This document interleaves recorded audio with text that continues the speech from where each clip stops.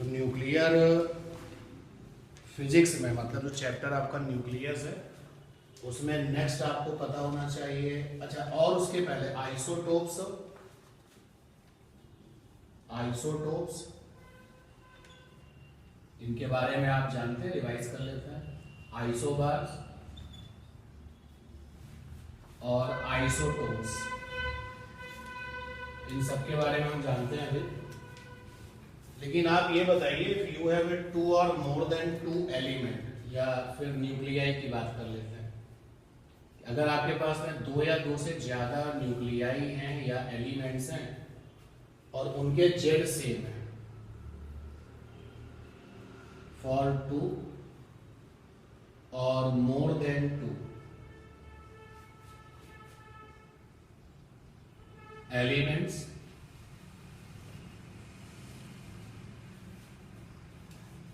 Nuclei, अगर Z की value same है, जेड आप जानते हो क्या होता है? Atomic number. अगर जेड की वैल्यू सेम है,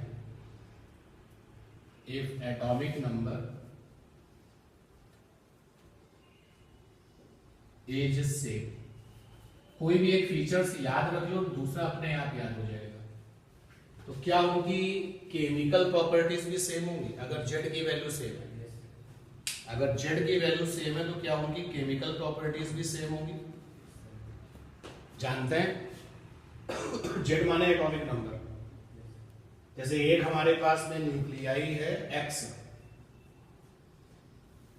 37, एक न्यूक्लियाई है वाई 340, एक न्यूक्लियाई है हमारे पास में कैपिटल ए, चलो उसको कुछ और नाम देते हैं, सिंपल कैपिटल पी, 3 और 18।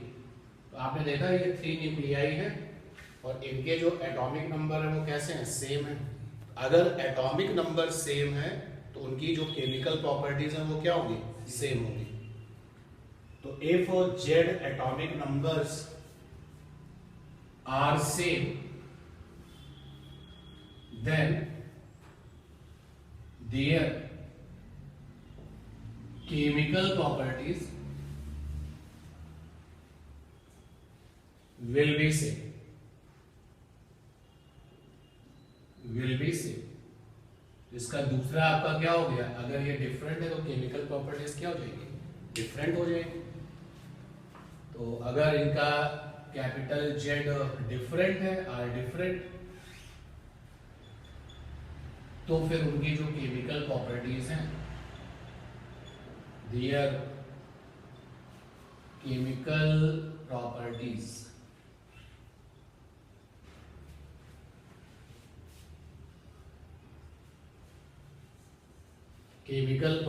Will be same.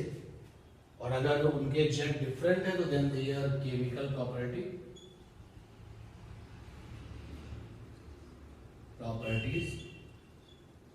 Will be different. ये कॉमन सी बात है जो कि आइसोटोप्स, आइसोबार और आइसोटोन्स के बारे में जब आपसे कहता है कि मुझे इसके बारे में 2 पॉइंट्स लिख के बताइए तो एक पॉइंट तो इनकी डेफिनेशन हो जाएगी और दूसरा पॉइंट आप यहां से निकाल लेना जो अभी हम बता रहे हैं, और तीसरे पॉइंट में आप इनके एग्जाम्पल ले लेना। तो विल बी डिफरेंट। जानते हैं दोस्तों? वो नहीं जानते तो जान लीजिए। और अगर कैपिटल ए आपका, अगर बात करें, कैपिटल ए आपका एटॉमिक मास नंबर है, या आप इसको सिंपली मास नंबर कहते हैं, एटॉमिक मास नंबर। हाँ, अगर ये सेम है तो और ये डिफरेंट है तो, कैपिटल जेड सेम है तो केमिकल प्रॉपर्टीज सेम, और अगर कैपिटल ए सेम है तो फिजिकल प्रॉपर्टीज सेम। अगर एटॉमिक मास नंबर सेम है, आर सेम, तो फिर same physical properties, same physical properties, same physical properties. अब इस पर आप ये मत ध्यान दें कि फिजिकल प्रॉपर्टीज कौन कौन सी फिजिकल प्रॉपर्टीज, और अगर ये डिफरेंट है आपका, आर डिफरेंट, तो फिर different physical properties, different physical properties, different physical properties. Now you all know कि केमिकल प्रॉपर्टीज कौन डिसाइड करता है? Atomic number. और फिजिकल प्रॉपर्टीज कौन डिसाइड करता है? Atomic mass number. अब जरा आइसोटोप्स की डेफिनेशन देख लीजिए। क्या होती है आइसोटोप्स की डेफिनेशन? दो या दो से ज्यादा ऐसे न्यूक्लियस या न्यूक्लियाई जिनमें आइसो मीन्स सेम, टोप्स मतलब प्रोटॉन्स। तो दो या दो से ज्यादा ऐसे न्यूक्लियाई जिनमें प्रोटॉनों का नंबर सेम होता है, वो क्या बन जाते हैं? आइसोटोप्स बन जाते हैं। जिनमें प्रोटॉनों का नंबर सेम होता है वो आइसोटोप्स। और कैपिटल जेड जो है वो क्या रिप्रेजेंट करता है? प्रोटॉनों के नंबर को रिप्रेजेंट करता है। इन जनरल जो प्रोटॉनों का नंबर होता है वो इलेक्ट्रॉनों के क्या होता है? बराबर होता है, इक्वल होता है। आइसोबार्स की डेफिनेशन क्या होगी? दो या दो से ज्यादा ऐसे न्यूक्लियाई जिनका मास नंबर सेम होता है। तो पहले वाले की आइसोटोप्स में फर्स्ट पॉइंट क्या बन जाएगा? पहला पॉइंट हो जाएगा कैपिटल जेड सेम होगा। कैपिटल जेड कैसा होगा? सेम। लेकिन जो कैपिटल ए वो कैसा होगा? डिफरेंट। ये आपकी फर्स्ट प्रॉपर्टी होगी। एग्जाम में जब आप लिखेंगे तो isotopes these are such nuclei in which capital Z means atomic number, capital Z means proton का नंबर। तो कैपिटल जेड मीन्स प्रोटॉन्स का number, capital Z means atomic number become same but the mass number, atomic mass number become different. Isobars की अगर बात करेंगे तो capital Z different होता है और कैपिटल ए कैसा होता है? सेम। क्या डेफिनेशन लिखोगे? Isobars these are such nuclei for which atomic mass number become same but the atomic number become different. Isotones क्या होता है? जिसमें कैपिटल जेड डिफरेंट होता है, कैपिटल ए भी डिफरेंट होता है, लेकिन न्यूट्रॉन्स का जो नंबर है, न्यूट्रॉन्स का नंबर कैसा होता है? सेम। ये तो इनकी बेसिक डेफिनेशन होगी। आइसोटोन्स कैपिटल जेड डिफरेंट होगा, कैपिटल ए डिफरेंट होगा, लेकिन जब आप न्यूट्रॉन्स का नंबर निकालोगे तो कैसा है? सेम। जैसे कि अगर हम आइसोटोप्स की बात करें और इसके एग्जाम्पल्स ले लें, सेकेंड नंबर पॉइंट पे हमने एग्जाम्पल ले लिया। जब एग्जाम्पल लिया तो 8O16, 8O17 और 8O18। ये तो आप जानते हैं ना कि जब हम किसी न्यूक्लियस को लिखते हैं तो उसका सिंबल क्या होता है? न्यूक्लियस के सिंबल में पहले एलिमेंट सिंबल आता है, एलिमेंट सिंबल, उसके बाद यहां पे जेड होता है, यहां पर ए होता है, या फिर सेकेंड चॉइस आपकी ये होती है, सबसे पहले आप लिखते हैं एलिमेंट सिंबल, जैसे ऑक्सीजन का सिंबल O है, एलिमेंट सिंबल, यहां पे जेड लिखते हो, यहां पर क्या लिखते हैं? तो आप देखिएगा ऑक्सीजन के ये आइसोटोप्स हैं क्योंकि कैपिटल जेड क्या चल रहा है? सेम चल रहा है, लेकिन कैपिटल ए कैसा है? डिफरेंट है। और जरा आइसोटोप्स के एग्जांपल हैं कुछ। ये कुछ एग्जाम्पल आपके लिखे हुए हैं आइसोटोप्स के। ये ऑक्सीजन का पूरा जो बंच है, ऑक्सीजन के आइसोटोप्स हैं, ये हाइड्रोजन के और आइसोटोप्स हैं। सभी का जेड देखिए सेम है और कैपिटल ए कैसा है? अलग अलग है। ये नियॉन के आइसोटोप्स लिखे हुए हैं, ये क्लोरीन के आइसोटोप्स हैं और लास्ट में यूरेनियम के आइसोटोप्स हैं। आइसोबार्स की जो डेफिनेशन है उसमें कैपिटल ए सेम होता है, जेड डिफरेंट होता है। तो यहां पर आप देखिए, यहां पर कैपिटल ए लिखा रहता है। ये देखो दो एग्जांपल में 1H3 और 2H3 का कैपिटल ए कैसा है? सेम। आइसोबार्स हो। सिमिलरली नेक्स्ट एग्जांपल में 6 C 14 7 and 14 आइसोबार्स हो गए। और आइसोटोन्स में जेड अलग होगा, ए अलग होगा, देखो जेड और एल अलग अलग है, लेकिन जो न्यूट्रॉन्स का नंबर है वो सेम होगा। न्यूट्रॉन्स का नंबर कैसे निकलता है? अगर न्यूट्रॉन्स के नंबर को हम कैपिटल एन से लिखें तो होता है ए माइनस जेड। देखो 7 से 3 करोगे, ये जो लिखा है वो क्या ए और ये क्या लिखा जेड। 7 से 3 माइनस किया तो 4 आया। तो न्यूट्रॉन्स कितने हैं? 4। सिमिलरली यहाँ पर भी कितने हैं? 4। तो आइसोटोन्स में जो न्यूट्रॉन्स का नंबर है वो सेम होता है। 1 is 3, तो यहाँ पर देखिए 3 से 1 किया 2 आया, 2He4 में भी 2 आया। तो ये आपके आइसोटोन्स हो गए। सिमिलरली 11 and 23 करेंगे कितना आएगा? 12 आएगा। 23 से 11 करेंगे कितना आएगा? 12 आएगा ना। और सिमिलरली 12 and 24 में भी कितना आएगा? 12। तो न्यूट्रॉन का नंबर क्या? सेम। और तीसरा पॉइंट जो आप यहाँ पर लिखेंगे अपनी तरफ से, मेरे पास स्पेस नहीं इसलिए थर्ड पॉइंट हम यहाँ लिख रहे हैं, वो देखिए कैसे बनेगा। ये यहां से यहां पर सभी आइसोटोप्स की जो केमिकल प्रॉपर्टीज है वो कैसी होगी? सेम। लेकिन जो आपकी फिजिकल प्रॉपर्टीज होगी वो डिफरेंट। तो हमने लिख दिया सेम केमिकल प्रॉपर्टीज, सेम और डिफरेंट फिजिकल प्रॉपर्टीज। ये पॉइंट आपका यहां से बन जाएगा। अब देखिए यहां पर जेड अलग है, ए सेम है, तो यहां पर जो केमिकल प्रॉपर्टीज है वो क्या हो जाएंगी? डिफरेंट। और जो फिजिकल प्रॉपर्टीज है वो क्या होंगी? सेम। और यहां पर जेड और ए दोनों डिफरेंट है, तो जो केमिकल प्रॉपर्टीज है वो भी डिफरेंट हो जाएंगी और जो फिजिकल प्रॉपर्टीज है वो भी क्या हो जाएंगी? डिफरेंट हो जाएंगी। तो व्हेन क्वेश्चन इज आस्किंग कि what are isotopes, right the 2 points 3 points और आइसोबार्स या आइसोटोन्स के लिए, तो यहां से आपको पहले तो उनकी डेफिनेशन पता हो जाए और डेफिनेशंस के बाद में एग्जांपल आ जाए, एग्जांपल के बाद में आप एक पॉइंट और इस तरीके से फिजिकल प्रॉपर्टीज और केमिकल प्रॉपर्टीज का डाल सकते हैं। ठीक है ना? क्लियर है ये बात? एक चीज और नोटिस, मतलब अभी मान लीजिए फोर्थ पॉइंट भी बताइए। फोर्थ पॉइंट है तो फोर्थ पॉइंट हमारा क्या बन सकता है अगर बनाना हो तो? फोर्थ पॉइंट, तुमने क्या किसी ऐसे आइसोटोप्स को देखा है जिसका मास नंबर फ्रैक्शन में हो? कोई ऐसा आइसोटोप जिसका मास नंबर यानी कैपिटल ए जो है वो फ्रैक्शन में लिखा हो, ऐसे लिखा हो 14.7 करके लिखा हो। आप देखेंगे ऐसा नहीं होता। जो आइसोटोप्स होते हैं उनका जो मास नंबर है वो कैसा होता है? मल्टीपल इंटीजर, मतलब दशमलव में नहीं मिलेगा।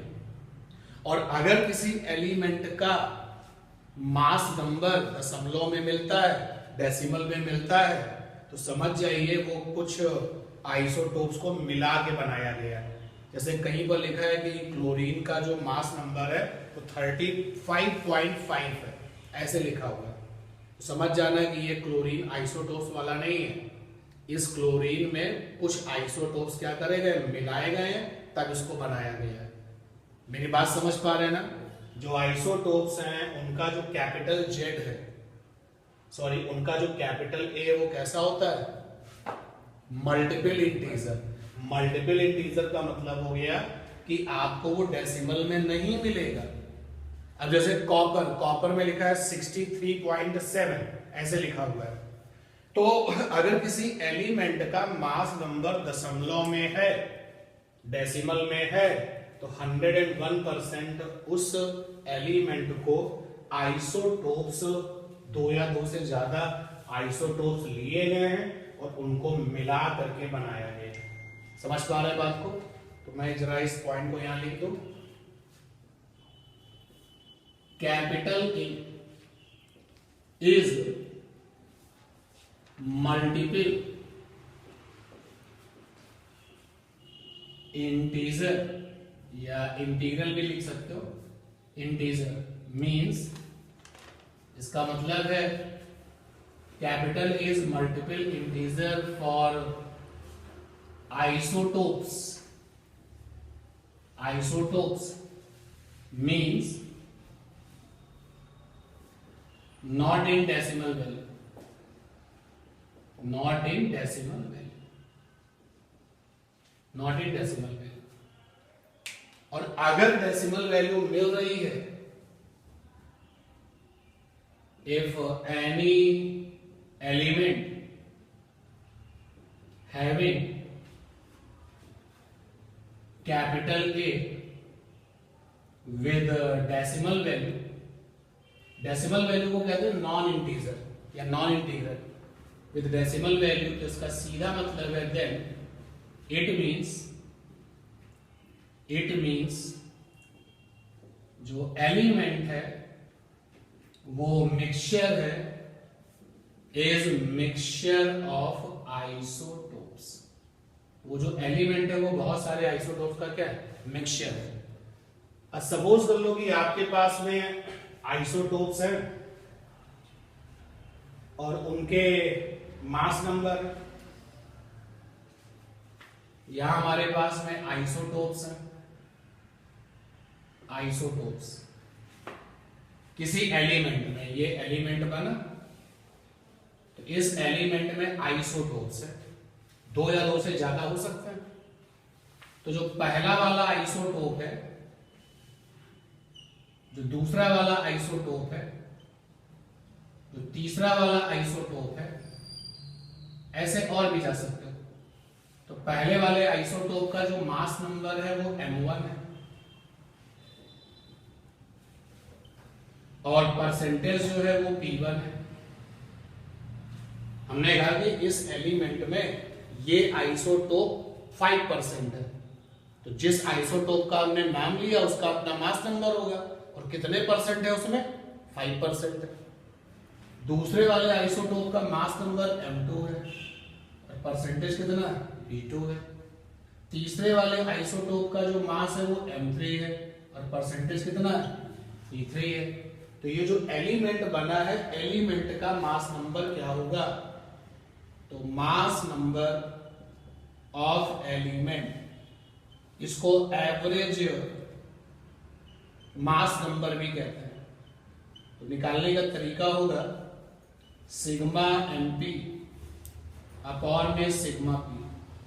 सिग्मा mp का मतलब हो गया, और आगे चलते हैं, m1 p1 plus m2 p2 plus m3 p3 plus m4 p4 plus and so on, whole upon p1 plus p2 plus p3 plus p4 plus and so on. ठीक है, इस तरीके से निकालते हैं। और p1 प्लस यानी सिग्मा p जो है वो टोटल होकर के कितना होता है, 100। कितना होता है, 100। सिग्मा p का मतलब हो गया p1 plus p2 plus p3 dot dot dot. एक एग्जांपल लेते हैं, इस रिजल्ट को आप देखिए, इस तरीके से आप निकालेंगे। जैसे क्वेश्चन लेते हैं, हमारे पास में एक एलिमेंट है जिसमें एक आइसोटोप है और एक दूसरा आइसोटोप है, इनको मिला के बनाया गया। पहला वाला जो आइसोटोप है वो 30% है और दूसरा वाला आइसोटोप 70% है। पहले वाले आइसोटोप का जो मास नंबर है वो आपका मास नंबर है पहले वाले आइसोटोप का 10, और दूसरे वाले का जो मास नंबर है वो है आपका 50। ये मास नंबर है, मास नंबर, मास नंबर। हमने पूछा एलिमेंट का मास नंबर क्या होगा, तो find mass number of element, mass number of element. तो आपके पास फंडा है, मास नंबर को आप कैपिटल ए से लिखोगे क्योंकि इसको एवरेज भी कहा जाता है, इसलिए एवीजी। तो आपके पास फंडा है सिग्मा mp अपॉन में सिग्मा p। जो परसेंटेज वाली वैल्यू है ना, उसका जब प्लस करोगे तो कितना होता है, 100। तो यहां से आप जो है फार्मूले को और आगे ले जाए, तो A माने मास नंबर एवरेज वाला, केवल दो ही आइसोटोप्स है, इसलिए सिग्मा mp में आएगा m1 p1 plus M2P2 upon में क्या P1 प्लस P2। एनसीईआरटी में कुछ क्वेश्चन है इसके, और ये जो पार्ट हम लोग कर रहे हैं ये आप केमिस्ट्री में भी खूब अच्छे तरीके से करते हो। तो पहले वाले का मास नंबर M1 10 है और परसेंटेज 30 है। दूसरे वाले का मास नंबर कितना है 15 है, परसेंटेज आपका कितना है 70 है, और अपॉन में P1 प्लस P2 यानी कि 30 प्लस 70। तो ए एवरेज आ जाएगा, ऊपर कितना हो जाएगा 15 7 जा 105 एंड 300 तो 1350 अपॉन 100 13.5। अगर किसी का मास नंबर डेसिमल में है, दशमलव में है, तो समझ जाना कि वो एलिमेंट दो या दो से ज्यादा आइसोटोप्स को मिला करके बनाया गया। ठीक है, तो ये है आइसोटोप्स, आइसोबार्स और आइसोटोन्स की बात है। जनरली जब हम अनसॉल्व पेपर देखते हैं तो इनके ऊपर कैसे क्वेश्चंस होते हैं थ्योरेटिकल। अगर आपको चार ऑप्शन दिए जाएं, पूछे इन चारों में कौन आइसोटोप्स है, तो पहले ऑप्शन में, दूसरे ऑप्शन में, तीसरे ऑप्शन में और फोर्थ ऑप्शन में आप क्या चेक करोगे, जेड सेम होना चाहिए, वो आइसोटोप्स हो गए। आइसोबार्स में कैपिटल ए सेम होना चाहिए और आइसोटोन्स में न्यूट्रॉन्स का नंबर सेम होना चाहिए, और वो कैसे निकलता है A माइनस जेड से। और फिर कुछ अगर जैसे कि अगर ऑब्जेक्टिव नहीं है, लिखने को आ रहा है, तो कैसे आप लिखेंगे वो आप अपना मैनेज कर लेंगे। ठीक, next will be nuclear force. तो न्यूक्लियर फोर्स को लेकर के क्वेश्चंस वहां पर बनते हैं। न्यूक्लियर फोर्स क्वेश्चन आया, व्हाट आर न्यूक्लियर फोर्सेस, क्या लिखोगे, व्हाट आर न्यूक्लियर फोर्सेस क्या लिखोगे। मैं लिखूंगा these are forces between nucleons. सही है कि नहीं बात, these are forces between nucleons within the nucleus. ये न्यूक्लियॉन्स किसमें होने चाहिए, न्यूक्लियस के अंदर होने चाहिए, बाहर आ गए हैं तो फिर ये नहीं होगा। तो these are forces between nucleons, you can say among the nucleons, लेकिन जब भी आप फोर्स की बात करोगे तो एक बार में कितने लोग हैं, दो लोग हैं। Between nucleons which are into the nucleus, जो कि न्यूक्लियस के अंदर है। फिर क्या लिखूंगा, these are attractive in nature, attractive in nature यानी प्रोटॉन प्रोटॉन के बीच में ये न्यूक्लियर फोर्स होगा, प्रोटॉन न्यूट्रॉन के बीच में भी न्यूक्लियर फोर्स होगा, न्यूट्रॉन न्यूट्रॉन के बीच में भी। न्यूक्लियॉन्स में तो सब आ गया ना, प्रोटॉन्स भी आ गए, न्यूट्रॉन्स भी आ गए, और ये अट्रैक्टिव इन नेचर होते हैं, बहुत स्ट्रांग होते हैं। ये चार्ज पर डिपेंड नहीं करते, these not depend upon charge, इसलिए ये नॉन इलेक्ट्रिक फोर्स है। मतलब नॉन इलेक्ट्रिक फोर्स है, मतलब ये हो गया कि nuclear force are non electric. जो इलेक्ट्रिक चार्ज पर डिपेंड करे उसको क्या कहते हैं, इलेक्ट्रिक फोर्स, और जो चार्ज पर डिपेंड ना करे उसको क्या कहेंगे, non electric. These forces not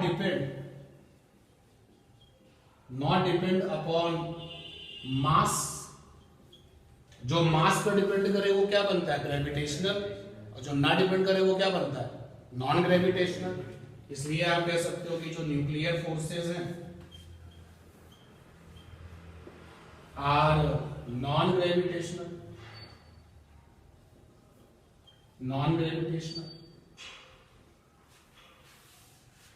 short range force होते हैं, these are short range force, short range force valid up to 10⁻⁻15 metre. अगर न्यूक्लियॉन्स के बीच की दूरी 10⁻⁻15 मीटर से ज्यादा हो जाएगी तो ये काम नहीं करेंगे, यानी कि beyond 10⁻⁻15 metre these forces not valid. क्योंकि जो न्यूक्लियस होता है, ये न्यूक्लियस, इसकी जो एवरेज रेडियस होती है वो 10⁻⁻15 मीटर होती है। न्यूट्रॉन्स भरे हुए इसके अंदर, प्रोटॉन्स भरे हुए। ये जो फोर्सेस होते हैं वो न्यूक्लियस के अंदर काम करते हैं। तो अंदर का मतलब हो गया कि ये सारे के सारे न्यूक्लियॉन्स मैक्सिमम कितनी दूरी पर हो सकते हैं, 10⁻⁻15 मीटर। इससे ज्यादा डिस्टेंस अगर होगी तो फिर ये न्यूक्लियस से बाहर आ जाएंगे, तो ये फोर्स काम नहीं करेंगे। तो ये न्यूक्लियर फोर्सेस को लेकर के कमेंट्स हैं कि न्यूक्लियर फोर्सेस की प्रॉपर्टीज क्या क्या है, आप देख सकते हैं। कोई और प्रॉपर्टी ऐड करना चाहें तो बताइए। You all have the notes. एक पॉइंट आपने और ऐड कर दिया कि ये इनवर्स स्क्वायर लॉ को फॉलो नहीं करते हैं। मैं लिख देता हूं, जो न्यूक्लियर फोर्सेस हैं, nuclear forces not follow inverse square law, inverse square law. मैंने बताया है आपको कि इनवर्स स्क्वायर लॉ का क्या मतलब होता है।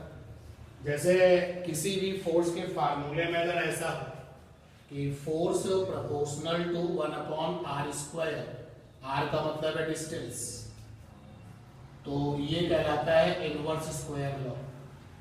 वैसे तो कोई भी फिजिकल क्वांटिटी अगर यहाँ लिखी जाए और प्रोपोर्शनल टू 1/डिस्टेंस का स्क्वायर है तो कहा जाता है कि उसने उस फिजिकल क्वांटिटी में इनवर्स स्क्वायर लॉ को फॉलो किया है। लेकिन nuclear forces inverse square law को फॉलो नहीं करते हैं। एक प्रॉपर्टी ये आपने ऐड करा दी। नोट्स में आप देखिए, और भी अगर पॉइंट्स मिले यहाँ जो लिखे हुए हैं उसमें और अगर ऐड कर सकते हैं तो करिएगा। फिर एक बात आ रही है कि nuclear forces are spin dependent. Spin dependent क्या मतलब है इसका? जैसे ये तुम्हारे पास में प्रोटॉन है, ये प्रोटॉन है, और इस वाले प्रोटॉन का स्पिन ऐसा है। अब घड़ी के अकॉर्डिंग देखें तो घड़ी की जो नीडल है वो ऐसे चल रही है, तो मैंने क्या लिया, एंटी क्लॉक ले लिया। इस वाले प्रोटॉन का स्पिन मोशन, क्योंकि प्रोटॉन्स क्या करते हैं, स्पिन मोशंस करते हैं। न्यूट्रॉन्स भी न्यूक्लियस के अंदर क्या करते हैं, स्पिन मोशंस करते हैं। जब स्पिन मोशन करेंगे तो अपनी एक्सिस पे क्या करेंगे, घूमेंगे। दो बातें हो सकती हैं, इस वाले न्यूक्लियॉन की, इस वाले न्यूक्लियॉन की जो स्पिन मोशन है वो कैसी है, एक जैसी है। जैसे यहाँ देखो स्पिन मोशन कैसा है, एक जैसा। अब प्रोटॉन प्रोटॉन हो सकता है, न्यूट्रॉन न्यूट्रॉन हो सकता है, न्यूट्रॉन प्रोटॉन हो सकता है। अगर स्पिन मोशन एक जैसा है तो कहा जाता है पैरेलल स्पिन मोशन, और अगर स्पिन मोशन अलग है, इसका क्लॉक है, उसका एंटी क्लॉक है, तो क्या बन जाएगा, एंटी पैरेलल। तो ये देखा जाता है पैरेलल स्पिन मोशन में जो न्यूक्लियर फोर्स है वो ज्यादा होते हैं, strong as compare to the anti parallel spin motion. Nuclear forces are spin dependent between parallel spin. These forces are strong as compared to anti-parallel spin motion। बहुत सारे nucleons ऐसे होंगे जिनका रिलेटिवली स्पिन मोशन कैसा होगा, anti parallel. बहुत सारे ऐसे होंगे पैरेलल, तो पैरेलल वालों में न्यूक्लियर फोर्स कंपैरेटिवली ज्यादा होता है और एंटी पैरेलल में रिलेटिवली कम होता है। ये स्पिन मोशन। और देखिए कोई पॉइंट ऐड करना तो बताइए। एक क्वेश्चन है आपका ग्राफ के ऊपर बेस्ड है। Draw a plot showing the variation of potential energy of a pair of a nucleon as a function of their separation marks the regions where the nuclear force is attractive and the repulsive. जब आप इस question का answer देंगे तो आप देखेंगे कि जो ग्राफ आ रहा है वो ग्राफ तुमने 11th क्लास में पढ़ा हुआ है, 11th स्टैंडर्ड में आपने इस ग्राफ को पढ़ रखा है, और हमें लगता है 10th में भी थोड़ा बहुत आइडिया होता है पोटेंशियल एनर्जी और डिस्टेंस का ग्राफ। तो दो न्यूक्लियॉन्स हैं, उनके बीच में जो डिस्टेंस मेंटेन है, अगर हम उस डिस्टेंस को चेंज करें तो आपको पता है कि न्यूक्लियर फोर्सेस दो न्यूक्लियॉन्स के बीच में काम करेंगे। तो कह रहा है कि मुझे डिस्टेंस का और पोटेंशियल एनर्जी का ग्राफ बनाना है, और ग्राफ बना करके ये उस पर्टिकुलर सिचुएशन को भी पॉइंट आउट करना है कि जब न्यूक्लियॉन्स के बीच का जो न्यूक्लियर फोर्स है वो अट्रैक्टिव नेचर का होगा और कब वो रिपल्सिव नेचर का होगा, ये हमें बताना है। इधर आप ये जानते हैं कि पोटेंशियल एनर्जी नेगेटिव का क्या मतलब होता है, स्टेबिलिटी जबरदस्त, और पोटेंशियल एनर्जी प्लस का मतलब क्या होता है, स्टेबिलिटी कम हो गई अगर पोटेंशियल एनर्जी प्लस है।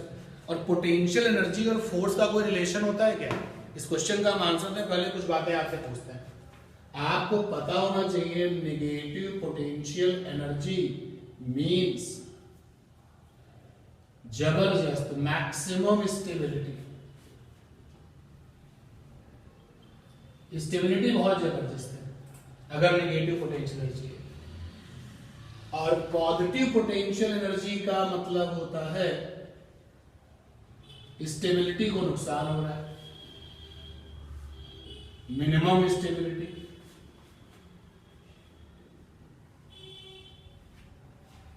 ये is there any relation between force and potential energy? क्या पोटेंशियल एनर्जी की हेल्प से तुम फोर्स का पता लगा सकते हो?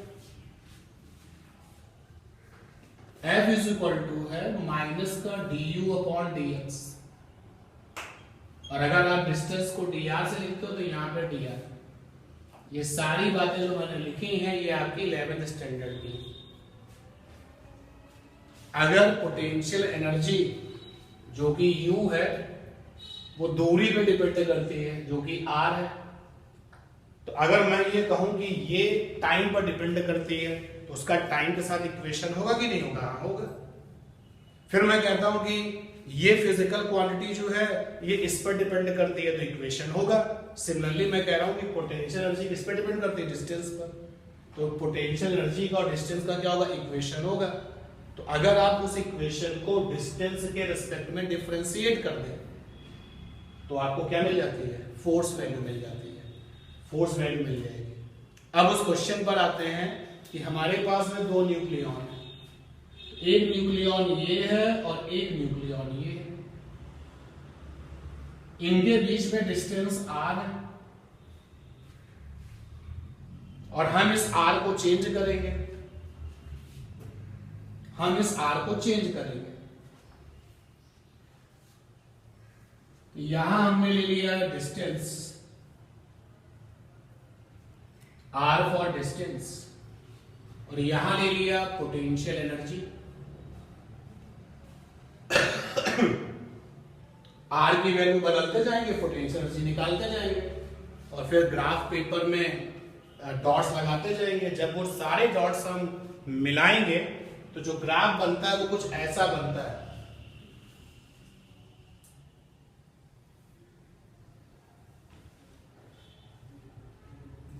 ऐसा ग्राफ बनता है।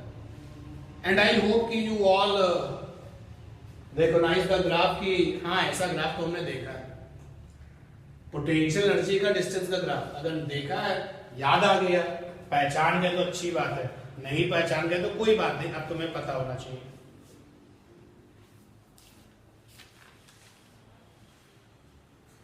ये जो है ना ये ओरिजिन, एक न्यूक्लियॉन को हमने यहां बिठा दिया है, एक न्यूक्लियॉन को यहां बिठा दिया और दूसरा न्यूक्लियॉन ये है। अब इनके बीच की डिस्टेंस कम हो रही है, कम हो रही है, कम हो रही है, इसको तो रखा फिक्स ये डिस्टेंस, और फिर ये ग्राफ बनाया गया। देखिए जरा ग्राफ में क्या दिखाई दे रहा है, रेड पेन यूज करते हैं थोड़ा सा। जब डिस्टेंस ये हो गई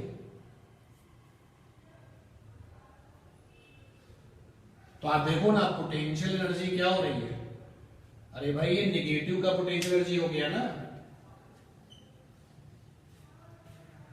तो ग्राफ आपका ऐसे नीचे जा रहा है, क्या मैसेज आ रहा है, जब डिस्टेंस कम हो रही है तो पोटेंशियल एनर्जी निगेटिव में क्या हो रही है, बढ़ रही है। मैं जरा लिख देता हूं, जब डिस्टेंस कम हो रही है, व्हेन स्मॉल आर डिक्रीजेस, ये फिक्स है न्यूक्लियन फिक्स है, ये दूसरे वाले को मूव करा रहा है। तो when distance r decreases then negative potential energy क्या हो रही है, इंक्रीज हो रही है। और नेगेटिव में इंक्रीज का मतलब स्टेबिलिटी क्या हो रही है, इंक्रीज हो रही है।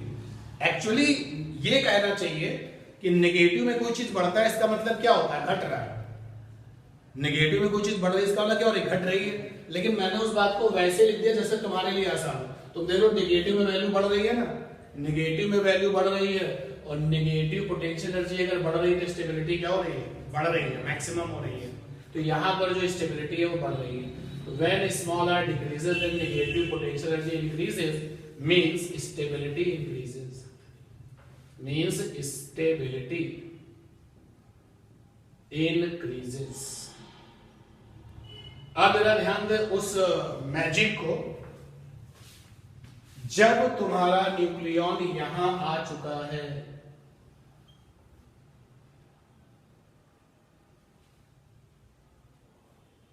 जब तुम्हारा न्यूक्लियॉन यहां आ चुका है, तो भाई नेगेटिव वाली जो पोटेंशियल एनर्जी है वो क्या हो गई है, मैक्सिमम। नेगेटिव में मैक्सिमम का मतलब एक्चुअली क्या है, कम हो गई है। उस समय स्टेबिलिटी क्या हो गई है, मैक्सिमम। और ये जो डिस्टेंस है अब दोनों के बीच की, जो ये डिस्टेंस है, हम इसको आर नॉट से लिखते हैं। इसको कहते हैं इक्विलिब्रियम डिस्टेंस। क्या कहते हैं, equilibrium distance. At distance r naught, r not, distance r naught है,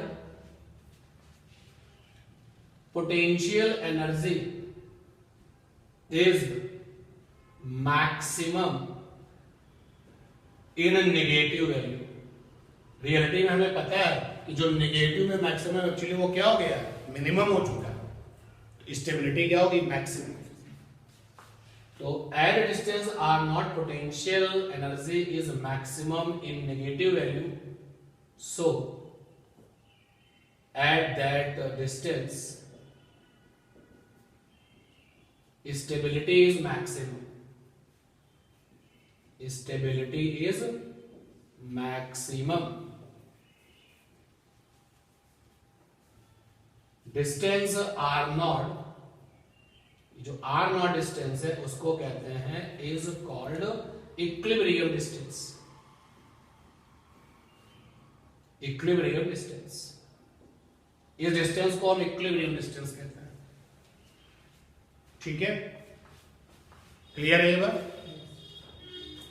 पक्का। अभी हम लोग पहले पोटेंशियल एनर्जी डिस्टेंस की बात कर लेते हैं, फिर अभी हम फोर्स पे भी चले जाएंगे, फोर्स की भी बात कर लेंगे इस रिलेशन से। अब जरा देखिए भाई, यहां से आगे बढ़ गए तुम, यहां पहुंच गए। अब डिस्टेंस की वैल्यू इक्विलिब्रियम वाली डिस्टेंस से भी कम होने लगी। जब न्यूक्लियॉन्स के बीच का डिस्टेंस इक्विलिब्रियम से कम होने लगा तो डेंजर दिखाई देने लगा, क्योंकि अब नेगेटिव में पोटेंशियल एनर्जी क्या होने लगी, कम होने लगी। नेगेटिव में कम होने लगी मतलब पोटेंशियल एनर्जी बढ़ने लगी, तो स्टेबिलिटी को क्या हो जाएगा, खतरा हो जाएगा। तो फिर हमने लिखा अगले पॉइंट पर, when r decreases from r nought, आपका जो न्यूक्लियॉन है वो यहां आ चुका है, दोनों न्यूक्लियॉन के बीच का डिस्टेंस आर नॉट बन चुका है, स्टेबिलिटी सुपर, जबरदस्त स्टेबिलिटी है, बिल्कुल स्ट्रॉन्ग सिचुएशन है, दोनों न्यूक्लियॉन अच्छे से बंधे हुए हैं, क्योंकि वहां पे स्टेबिलिटी बहुत जबरदस्त है। अब स्टेबिलिटी बहुत जबरदस्त है, लेकिन आपने डिस्टेंस को इक्विलिब्रियम से भी कम कर दिया, तो खतरा दिखाई देने लगा, क्योंकि अब पोटेंशियल एनर्जी नेगेटिव में कम हो रही है। नेगेटिव में कम हो रही है मतलब बढ़ रही है, तो स्टेबिलिटी क्या हो जाएगी, कम हो जाएगी। तो व्हेन आर डिक्रीजेस, एग्जाम में लिखोगे डिक्रीजेस, एरो लगाओगे, from r nought then potential energy decreases in negative value means stability decreases। और देखिए इस सिचुएशन पर जो है पोटेंशियल एनर्जी 0 हो गई, और फिर उसके बाद तुमने और कम करने की कोशिश करी है, तो पोटेंशियल एनर्जी पॉजिटिव हो चुकी है, और पॉजिटिव पोटेंशियल एनर्जी का मतलब स्टेबिलिटी क्या हो चुकी है, बिल्कुल खत्म ही हो चुकी है, मिनिमम छोड़ो खत्म हो चुकी है। क्योंकि पॉजिटिव में अगर आप लगातार बढ़ाओगे तो आप कहोगे स्टेबिलिटी मिनिमम है, आप नहीं मानोगे और बढ़ाओगे पॉजिटिव में, तो क्या हो जाएगी, डिक्रीज। तो कुछ पॉइंट हमें डिस्कस करने तो मैंने कर दिया। मैं उस क्वेश्चन को दोबारा पढ़ता हूं, जिस क्वेश्चन का हमने आंसर इसमें दिया है, उस क्वेश्चन को मैं एक बार फिर से पढ़ता हूं। देखिए क्या है क्वेश्चन, एग्जाम में आया है, सुनिए क्या है। Draw a plot showing the variation of potential energy of a pair of a nucleons। आपके पास दो न्यूक्लियॉन्स है, as a function of their separation। दोनों न्यूक्लियॉन्स के बीच का जो डिस्टेंस है, उस डिस्टेंस में और पोटेंशियल एनर्जी में ग्राफ बनाइए। तो ये ग्राफ हमें याद होना चाहिए, ग्राफ ऐसा बनता है, फिर इस ग्राफ को पढ़ना भी आना चाहिए। तो वो हमने आपके और भी पॉइंट लिख सकते थे, लेकिन हमने लिख दिए, 3 पॉइंट लिख दिए। इक्विलिब्रियम डिस्टेंस, वो डिस्टेंस जब हमने आपको इलेक्ट्रिक डाइपोल पढ़ाया था तो मैंने आपसे ये टर्म यूज किया था। हमने कहा इलेक्ट्रिक डाइपोल के जो दोनों चार्जेस हैं वो किस डिस्टेंस पर होते हैं, इक्विलिब्रियम डिस्टेंस पर, मतलब जबरदस्त स्टेबिलिटी होती है। NaCl इक्विलिब्रियम डिस्टेंस पर, आप इसको आसानी से अलग अलग नहीं कर पाएंगे। और फिर अगर तुमने एफर्ट्स लगाया लगाया लगाया और जब डिस्टेंस इक्विलिब्रियम से कम होता है, तो इक्विलिब्रियम से डिस्टेंस कम होता है तो पोटेंशियल एनर्जी नेगेटिव में कम होती है, मतलब बढ़ने लगती है, तो स्टेबिलिटी क्या हो जाती है, डेंजर मोड में आ जाती है। तो उसने कहा ग्राफ प्लॉट करिए, ग्राफ प्लॉट कर दिया। आगे है mark the region where the nuclear force is attractive and the repulsive. उन पॉइंट्स को, मतलब ग्राफ के उन हिस्सों को मार्क करिए जहां पर हमारा जो न्यूक्लियर फोर्स है वो अट्रैक्टिव नेचर का है और जहां पर वो रिपल्सिव नेचर का है। क्योंकि अट्रैक्टिव नेचर का जो न्यूक्लियर फोर्स है और जो रिपल्सिव नेचर का जो न्यूक्लियर फोर्स है, ये पूरा का पूरा रेंज का खेल है। तो अगर मैं इस मार्किंग के लिए ग्राफ को नेमिंग में डाल दूं, ये पॉइंट ए है, ये पॉइंट बी है, ये पॉइंट सी है और ये पॉइंट डी है, तो पोटेंशियल एनर्जी से फोर्स निकालना है, फोर्स के बारे में बताना है। जनरली इन जनरल जो हमारे अट्रैक्टिव नेचर के फोर्सेस होते हैं वो कैसे लिखे जाते हैं, पॉजिटिव, और जो रिपल्सिव नेचर फोर्स होते हैं वो कैसे होते हैं, नेगेटिव। तो अब आपको ये बताना है कि ग्राफ का कौन सा हिस्सा अट्रैक्टिव फोर्स को बता रहा है और कौन सा हिस्सा रिपल्सिव।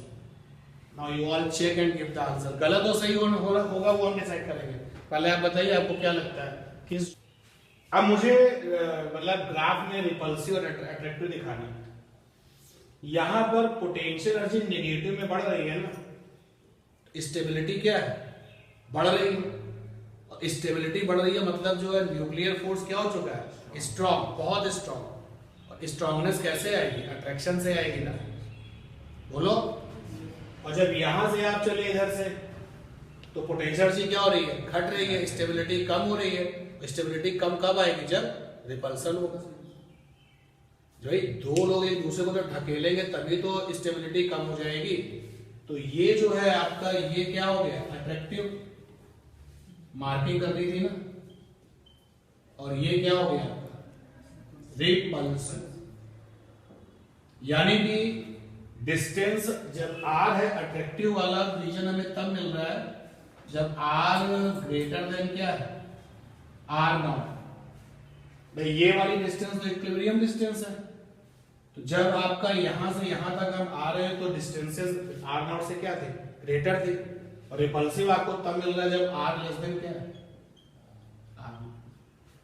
कॉमन सेंस लगाइए, इस केस में स्टेबिलिटी बढ़ रही है ना, तो दो लोगों में स्टेबिलिटी बढ़ रही है मतलब दोनों लोग एक दूसरे पर जबरदस्त क्या लगा रहे हैं, अट्रैक्शन फोर्स, और स्टेबिलिटी कम हो रही तो क्या लगा रहे हैं, रिपल्सन फोर्स।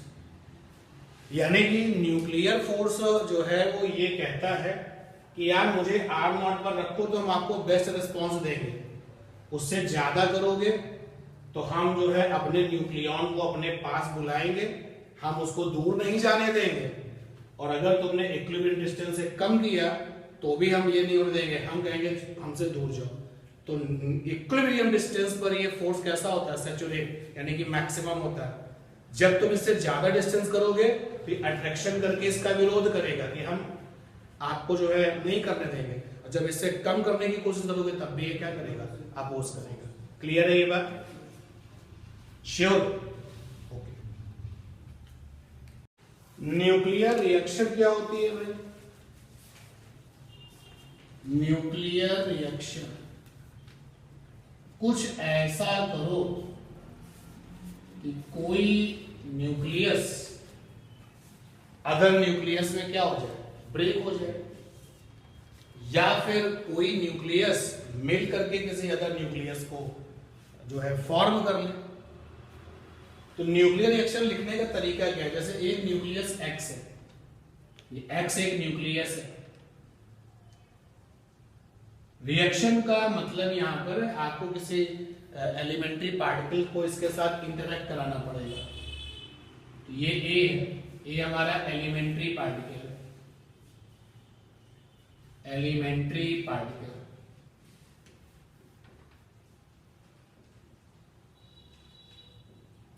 एलिमेंट्री पार्टिकल, और फिर हमने ये एरो लगा दिया। तो जब किसी न्यूक्लियस के साथ में एलिमेंट्री पार्टिकल ने इंटरेक्शन किया, क्या किया, इंटरेक्शन किया, इंटरेक्शन किया मतलब टकराया, तो कुछ हुआ होगा, जो हुआ वो ये राइट हैंड साइड में एक दूसरा न्यूक्लियस बना और एलिमेंट्री पार्टिकल आ गया। ये आपका एक न्यूक्लियस है और ये आपका क्या है, एलिमेंट्री पार्टिकल है, एलिमेंट्री पार्टिकल। अच्छा, एरो के इस तरफ जो कुछ होता है वो क्या होता है, इनिशियल, जो उस तरफ होता है वो क्या होता है, फाइनल।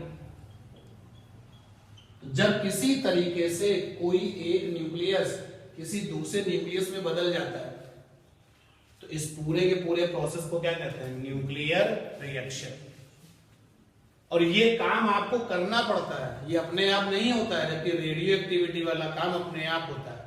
रेडियो एक्टिविटी में कोई न्यूक्लियस किसी दूसरे न्यूक्लियस में बदलता है, लेकिन वो काम अपने आप होता है, तुम्हें उस पर तुम्हारा वहां कोई रोल नहीं है। ये डिफरेंस है, दोनों में सिमिलरिटी क्या है, रेडियो एक्टिविटी में भी एक न्यूक्लियस किसी दूसरे में बदल जाएगा और न्यूक्लियर रिएक्शन में भी ऐसा हो जाएगा, लेकिन इसको तुम करोगे और वहां पर वो अपने आप होगा। और इसको ऐसे भी लिखते हैं कि इनिशियल वाला न्यूक्लियस X था, जो भी किसमें बदल गया, Y में बदल गया। और इस पूरे के पूरे एपिसोड में जो एलिमेंट्री पार्टिकल्स थे वो A और क्या है, B है। नो डाउट A वाले को इनिशियल एलिमेंट्री पार्टिकल्स कहेंगे और B वाले को क्या कहेंगे। तो न्यूक्लियर रिएक्शन क्या होती है, जैसे कि आपको याद होगा कि आपने यूरेनियम के ऊपर किसको भेजा था, सेंड किया था बम्बार्डिंग के लिए, न्यूट्रॉन्स को। जब हाई एनर्जी वाले न्यूट्रॉनों ने यूरेनियम के ऊपर अटैक किया था तो यूरेनियम क्या हुआ था, ब्रेक हो गया था। याद है ना, वो रिएक्शंस लिखी है कॉपी में। तो वहां पर जो है नया न्यूक्लियस बना था, फिर एनर्जी रिलीज हुई थी। तो इस पूरे के पूरे प्रोसेस में जो एनर्जी है वो क्या होती है, रिलीज होती है। ठीक है ना। तो न्यूक्लियर रिएक्शन क्या होती है, तो उसको इक्वेशन से दिखाने का तरीका ये है। अगर कोई क्वेश्चन आता है कि व्हाट इज न्यूक्लियर रिएक्शन, तो लिखने से अच्छा है कि आप इसी तरीके से बता दें। और एक्स न्यूक्लियस इनिशियली वाई में कन्वर्ट हो गया है, और जिन एलिमेंट्री पार्टिकल्स का वहां पर आपने यूज किया है और जो आपको मिला वो ब्रैकेट में लिखे जाते हैं। ये इनिशियल वाला पहले और फाइनल वाला बाद। ये न्यूक्लियर रिएक्शन। एग्जाम्पल के लिए तुम्हारी कॉपी में वो देखो है, जरा इक्वेशन देख के बता सकते हो तो बताइए। ये तुम्हारे पास में यूरेनियम का न्यूक्लियस है 92U2 35, ये 238 है। देखो क्या था, आप कॉपी में देख के वो रिएक्शन बताओ मुझे।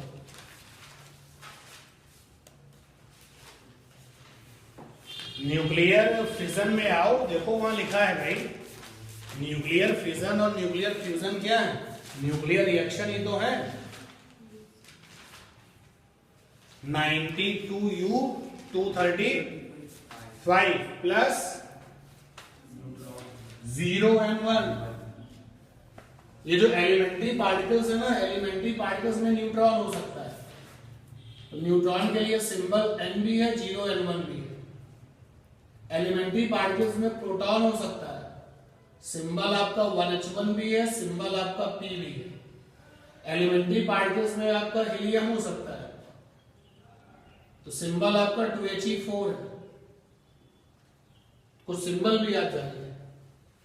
1S2 हो सकता है, तो 0 and 1 प्लस 92U तो 235। क्या मतलब है, इस न्यूक्लियस के साथ में एक न्यूट्रॉन ने क्या किया, इंटरेक्शन किया। क्या होता था,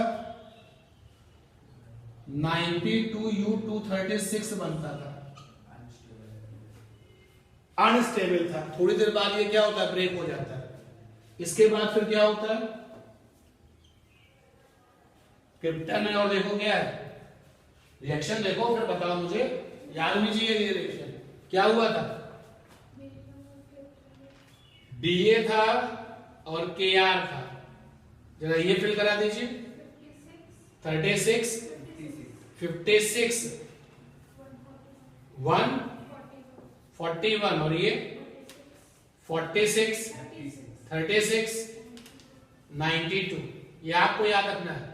प्लस 3 न्यूट्रॉन्स मिलते हैं और एनर्जी मिलती है, एनर्जी मिलती है। ये न्यूक्लियर रिएक्शन ही तो है, बोलो भाई।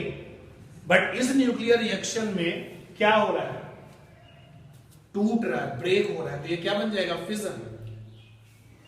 और अगर मिल करके एक नया न्यूक्लियस बन जाए तो क्या बन जाएगा, फ्यूजन।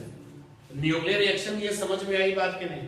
तो कोई भी न्यूक्लियर रिएक्शन अगर आपको दी जाती है तो आप इसको ऐसे ही जनरलाइज वे में लिखेंगे। एक और लिखते हैं न्यूक्लियर रिएक्शन।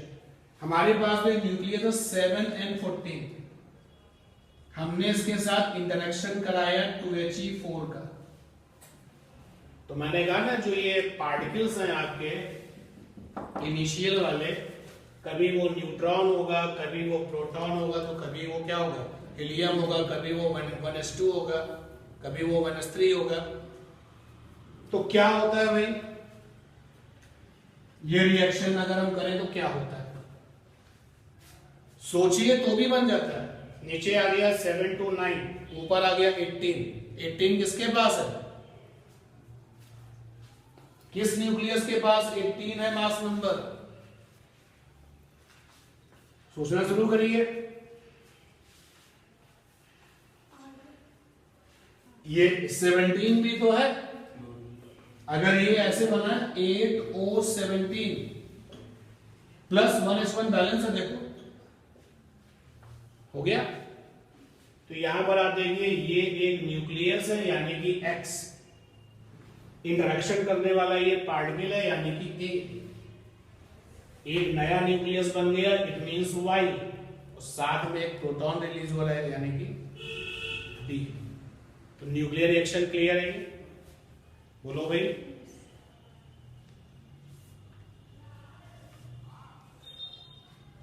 किसी भी न्यूक्लियर रिएक्शन में क्या क्या कंजर्व रहता है, कंजर्वेशन बताने में। अगर कोई न्यूक्लियर रिएक्शन हो रही है तो क्या क्या कंजर्व है।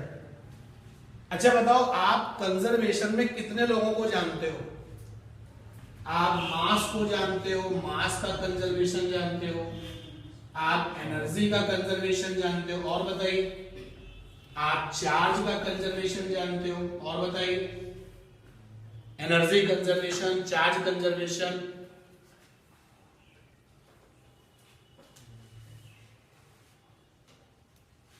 ये जितने भी आप कंजर्वेशन है वो सारे के सारे होल्ड होते हैं, मास, एनर्जी, चार्ज और न्यूक्लियॉन्स कंजर्वेशन, ये कंजर्व रहते हैं। चलो चेक करते हैं, रिएक्शन से पहले कितने न्यूक्लियॉन्स थे, तो न्यूक्लियॉन्स ऊपर लिखे होते हैं ना, 235 और 1 मिला के क्या हो गया 236।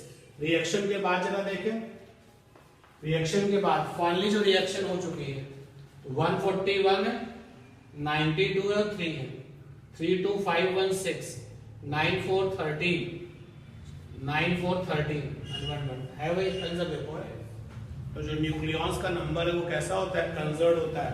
टोटल मास, टोटल एनर्जी कैसी होती है, कंजर्व रहती है। टोटल चार्ज कैसा होता है, कंजर्व होता है। तो न्यूक्लियर रिएक्शन में जो कंजर्वेशन लॉज है उनके ऊपर भी ध्यान देना। मास का कंजर्वेशन फॉलो करता है, एनर्जी कंजर्वेशन फॉलो करता है, चार्ज का कंजर्वेशन फॉलो करता है, न्यूक्लियॉन्स के नंबर का भी कंजर्वेशन कैसा होता है, फॉलो होता है। ठीक है, क्लियर ये बात, ये कंजर्वेशन की बात है। तो next 20 maximum 20 minutes are very important because we have this question. Explain the process of nuclear fission and nuclear fusion. Fusion means milna, fission means टूटना.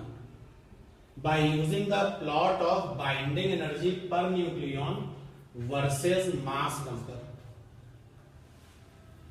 तो हमारे पास में ग्राफिंग, हमको ग्राफ बनाना है binding energy per nucleon versus mass number.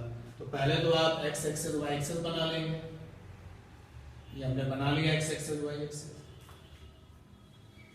जो पहले लिखा जाता है वो जनरली वाई एक्सिस पर जाता है। यहां पर हमें लेना है बाइंडिंग एनर्जी पर न्यूक्लियन, मतलब अपॉन में न्यूक्लियन का नंबर, क्योंकि कैपिटल ए जो था वो न्यूक्लियॉन्स नंबर था, न्यूक्लियॉन्स नंबर, टोटल न्यूक्लियॉन्स, और binding energy BE for binding energy.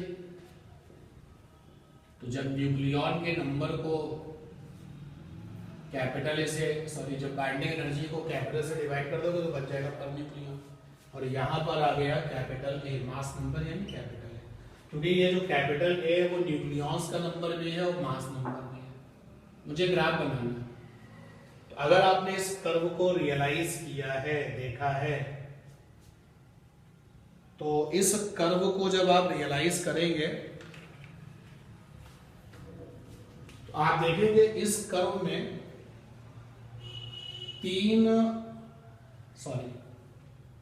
चार टॉप पॉइंट्स होते हैं,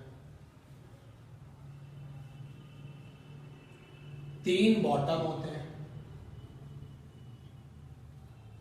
4 में से 3 टॉप और 3 बॉटम एक साथ होते हैं, 3 टॉप along with 3 बॉटम। चलिए मैं बनाता हूं, ध्यान देना, मेरे लिए स्केल का काम ये करेगा।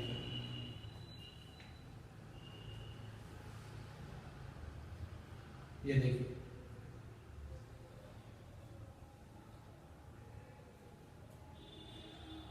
ये रहा पहला टॉप, 3 टॉप बनाने, और हर टॉप के साथ एक बॉटम आएगा। तो ये पहला टॉप है, एक नीचे पॉइंट ले आएंगे बॉटम, पहला टॉप पहला बॉटम। अब जो नेक्स्ट टॉप होगा वो इससे निकलेगा, यानी इससे, इस बॉटम से, ये नेक्स्ट टॉप, ये दूसरा टॉप, दूसरा बॉटम,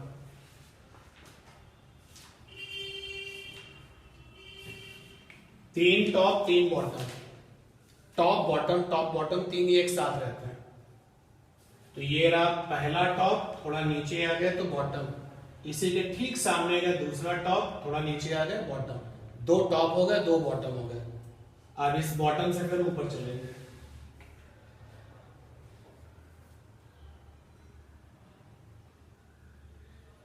ये रहा तीसरा टॉप, तो बॉटम, 3 टॉप 3 बॉटम हो गए। ये पहला टॉप, दूसरा टॉप, तीसरा टॉप, पहला बॉटम, दूसरा बॉटम, तीसरा बॉटम। ठीक है। और ओवरऑल कितने टॉप है? 4। 3 के बाद एक टॉप और है, 4। इसके बाद जो दूसरा बॉटम है, दूसरे नंबर का जो बॉटम है, उसके ठीक सामने एक पॉइंट ले लें। ये पहला बॉटम, ये दूसरा बॉटम, ठीक सामने, दूसरे बॉटम के ठीक सामने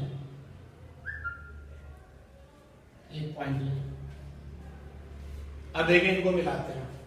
पहला टॉप, पहला बॉटम, फिर पहला बॉटम, दूसरा टॉप, पहला टॉप, पहला बॉटम, पहला बॉटम, दूसरा टॉप, दूसरा टॉप, तीसरा बॉटम, दूसरा टॉप, तीसरा बॉटम, तीसरा बॉटम, तीसरा टॉप,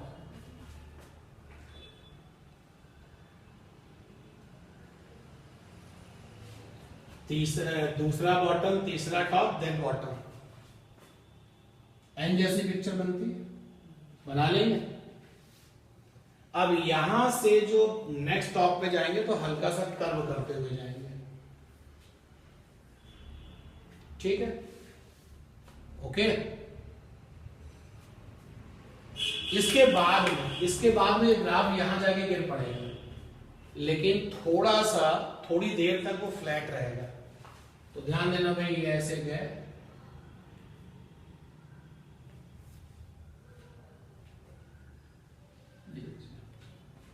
बन गया बाइंडिंग एनर्जी का। थोड़ा प्रैक्टिस करेंगे, आ जाएगा। कितने टॉप है? 1 2 3 4। पहले 3 टॉप के साथ 3 बॉटम भी है, ठीक है। चौथे टॉप के बाद थोड़ा सा ग्राफ जो है फ्लैट रखना है, उसके बाद में यहां गिरा देना चाहिए। ये आपका पॉइंट होगा, ये सेकेंड बॉटम के ठीक क्या होगा? सामने होगा, ठीक है। क्लियर ये बात? अब इसके बाद में यहां पर है 1H2, थोड़ा सा ऊपर चलेंगे तो 1H3,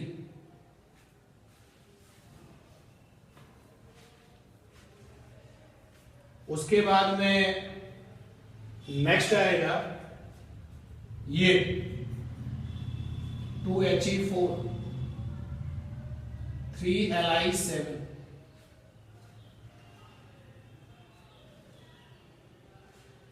इसको ऐसे तैयार कर सकते हैं, हेलो हेलो।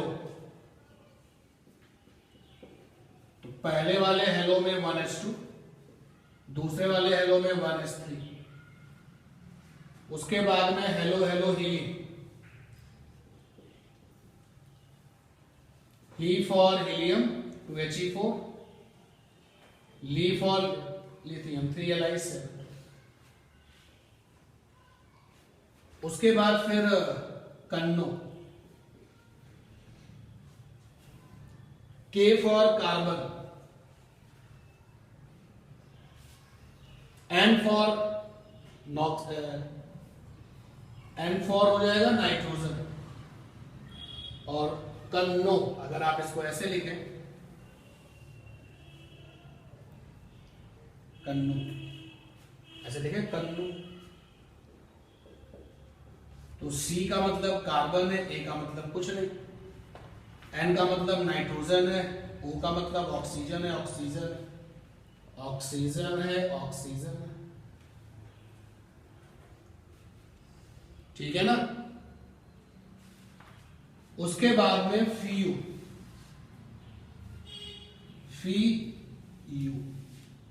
फी मीन्स Fe और you means uranium.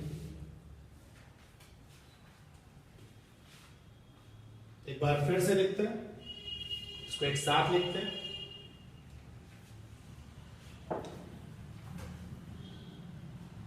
Hello hello healing, कन्नो, फी,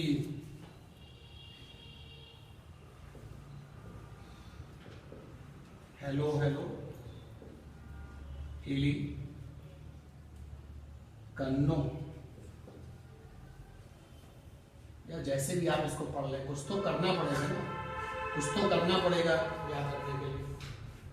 पहले वाले H में हेलो में H लेना है 1:2, उसके बाद हेलो में 1:3, इली में सीधे सीधे HI Li, कन्नो में C फॉर कार्बन है, A फॉर कुछ नहीं, N फॉर नाइट्रोजन है, O for oxygen, O for oxygen. ठीक है, तो इस तरीके से आप एनी हाउ आप कुछ अपना बनाएं, आप कुछ अपने तरीके से सोचें, लेकिन आपको कर्व बनाना आना चाहिए। बन गया है कर्व, ठीक है। अब जब ये कर्व बन गया है, तो इसकी जो बाइंडिंग एनर्जी पर न्यूक्लियन है वो 1 से क्या ज्यादा है, यानी 1.1 समथिंग। उसके बाद में फिर इसकी और ज्यादा है, फिर ये आपकी सबसे ज्यादा है। अब अगर आप कर्व को देखें तो आप मुझे ए पे भी जाना है, ध्यान देना भाई, इसको जरा देखिए, ये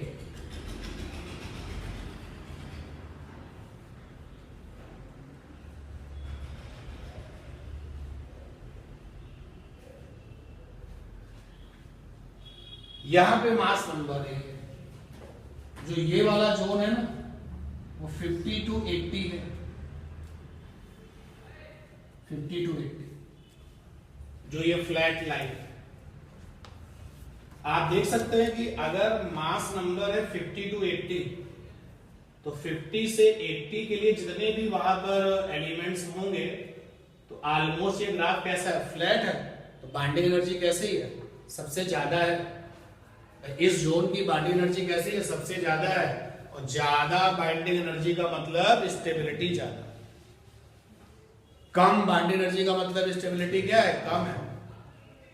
और फिर आगे देखेंगे, जब हम और आगे चलेंगे तो आप देख सकते हैं कि बड़े मास नंबर की जो बाइंडिंग एनर्जी है वो क्या है, रिलेटिवली मतलब इन लोगों के कंपेयर में क्या है, डिक्रीज कर रही है। और जब इसके इधर चलेंगे तो भी बाइंडिंग एनर्जी कैसी है, कम है। तो इधर वाले जो लोग हैं, जो इधर वाले जो लोग हैं वो हैं लाइटर न्यूक्लियाई, जिनके मास नंबर 50 से कम है वो किसमें आते हैं, लाइटर न्यूक्लियाई। और जो 80 से इधर वाले हैं वो कौन से हैं, हैवी न्यूक्लियाई, हैवी न्यूक्लियाई। और हैवी न्यूक्लियाई का जो मास नंबर है वो क्या होता है, 80 से ज्यादा है। अब 80 से ज्यादा 100 होगा, 200 होगा, 300 होगा। जिनका 170 से ज्यादा है वो रेडियो एक्टिव हो जाता है। यानी रेडियो एक्टिविटी किस फैमिली के मेंबर्स हैं, हैवी न्यूक्लियाई के। तो पहले तो हमें और आपको बाइंडिंग एनर्जी क्या बनाना है, कर्व बनाना है। बना लेंगे, जरा कोशिश करें, बोर्ड से थोड़ा थोड़ा हेल्प लें, कोशिश करें। 3 टॉप 3 बॉटम, एक फिर टॉप ऑफ। तो इस तरीके से जो हमने आपको कुछ हिंट दी है उससे आप ग्राफ बना लीजिए। 1:2 की जो बाइंडिंग एनर्जी पर न्यूक्लियन है वो 1.1 और ये मिलियन इलेक्ट्रॉन वोल्ट है। सबसे ज्यादा किसकी है, आयरन की, Fe 8.8, MeV। उसके बाद यूरेनियम की कितनी है, 7.6। ये 238 वाला है। हाँ, तो आते हैं उस पॉइंट पर। देखो इन्होंने हमसे कहा था कि explain the process of nuclear fission and fusion by using the plot of binding energy per nucleon versus mass number. तो मेरा काम होगा पहले ग्राफ बना देना। 50 से 80 का जो हिस्सा है वो ऑलमोस्ट कांस्टेंट है, 50 to 80। अभी हटा दें। जो इधर वाले हैं वो हैवी न्यूक्लियाई और जो इधर वाले हैं वो लाइटर न्यूक्लियाई। तो ग्राफ बनाया, ये सब लिख दिया, लाइटर न्यूक्लियाई, हैवी न्यूक्लियाई। 50 से 80 के लिए जितने भी nuclei with mass number 50 to 80 having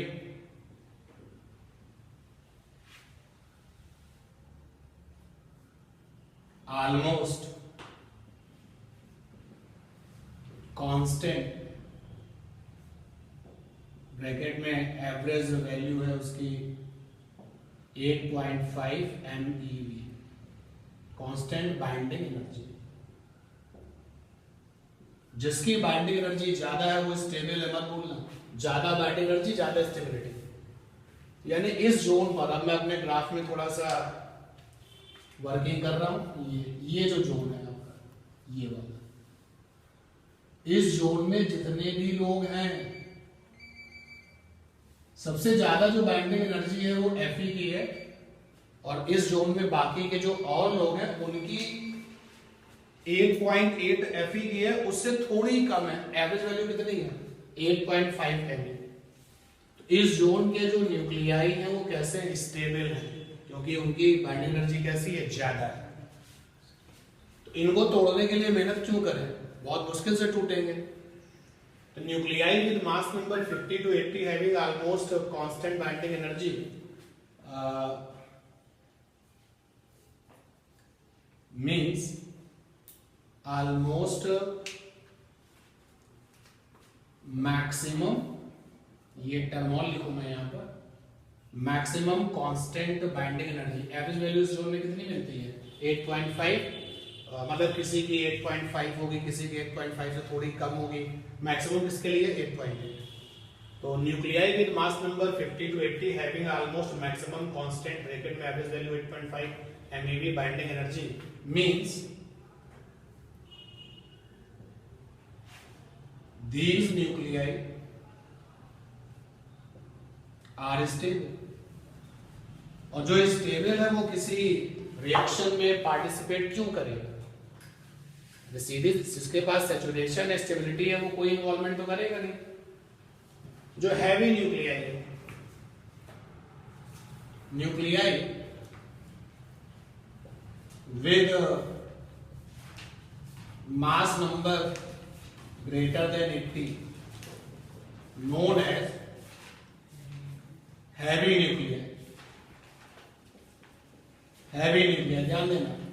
binding energy curve से मुझे फिजन को बताना, यहां मैंने पकड़ा अपना point. Nuclei with mass number greater than 80 known as heavy nuclei। these nuclei having less binding energy means poor stability। poor stability। अब मैंने यहां पे डेफिनेशन लिखी, जब कोई हैवी न्यूक्लियाई ब्रेक हो करके लाइटर न्यूक्लियाई में बदल जाता है तो ये रिएक्शन क्या कहलाती है? फिजन। व्हेन हैवी न्यूक्लियाई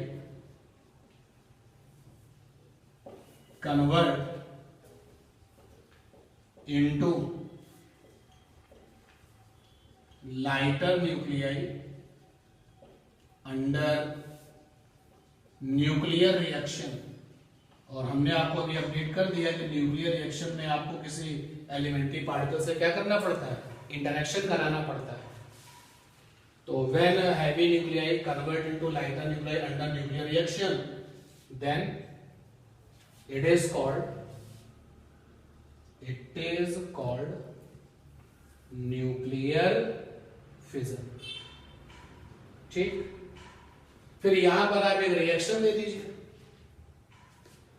कौन वाली? वही वाली जो यूरेनियम वाली आपको याद है, या कोई और वाली, वो 7N14 वाली भी दे सकते हैं। देखो कौन सा आप क्या करेंगे, वो एग्जाम्पल दे देंगे 92U235 प्लस 0N1, और ये 92U236, और फिर यहां पर 56BA 141 प्लस 36KR 92 प्लस,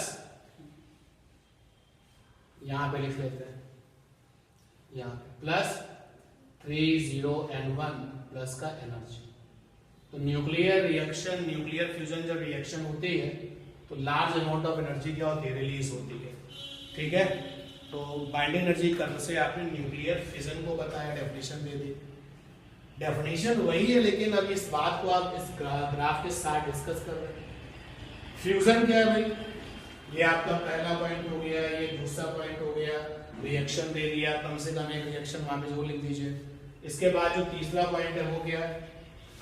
जब लाइटर न्यूक्लियाई है ये मिल करके किसी भारी न्यूक्लियाई में बदल जाते हैं, ये क्या कहलाता है? Nuclear fusion. तो when lighter nuclei combine and form heavy nuclei, then it is called nuclear fusion. यहां पर भी एग्जांपल दीजिए एक बार। एक रिएक्शन यहां पर ले लेते हैं न्यूक्लियर फ्यूजन में।